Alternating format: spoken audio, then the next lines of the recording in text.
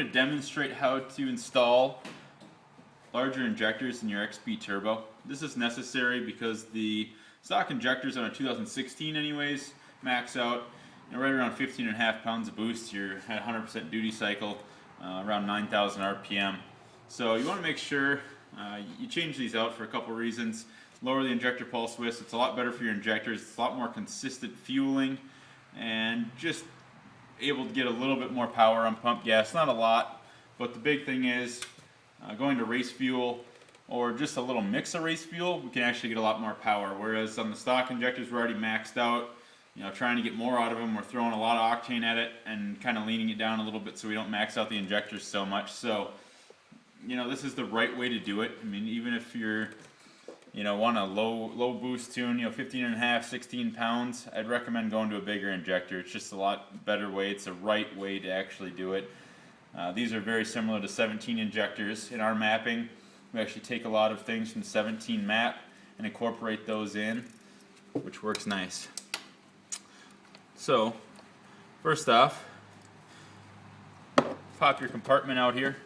These injectors are extremely easy to replace. You've got your clips.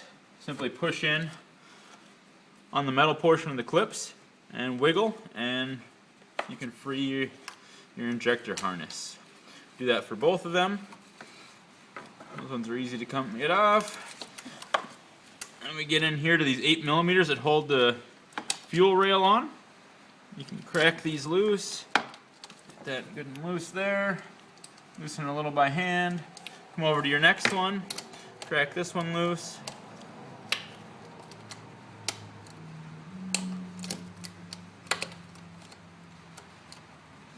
And we'll just remove these bolts.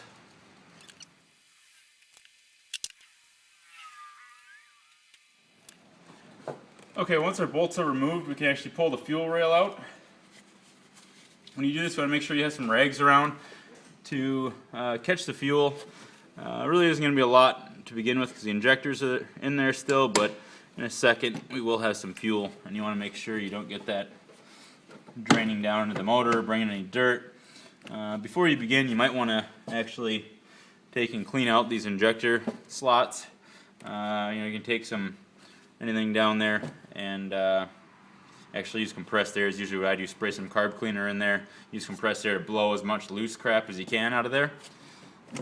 Anyways, so once you pull these injectors out, you'll see that these clips are on here, and these clips go on there in a certain way, which we'll show you when we're putting them back in.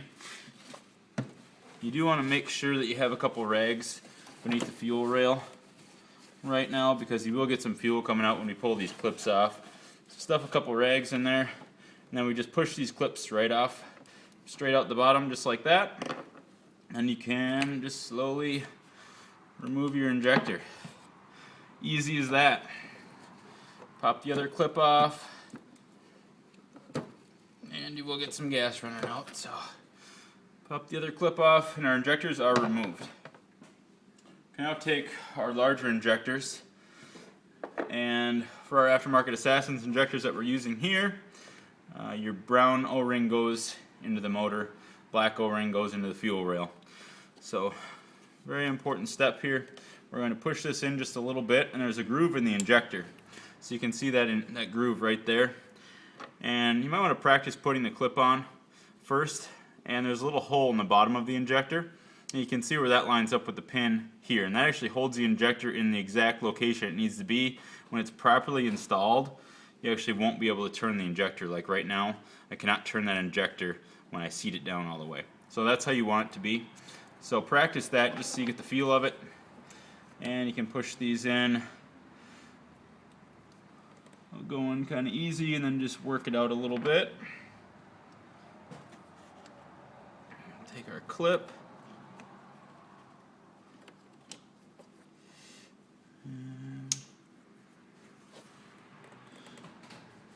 Make sure you can just barely see the groove in there. And you kind of work these together. And if you can turn the injector like this, you know it's not properly seated in there. You shouldn't be able to turn it at all.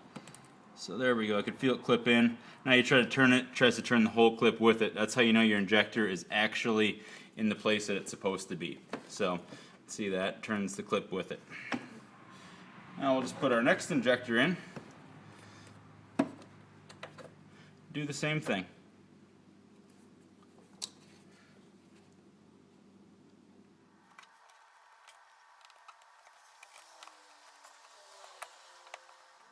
And that's in tight. Now we can remove our rags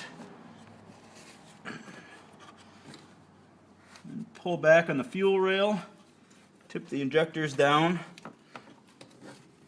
into their proper location,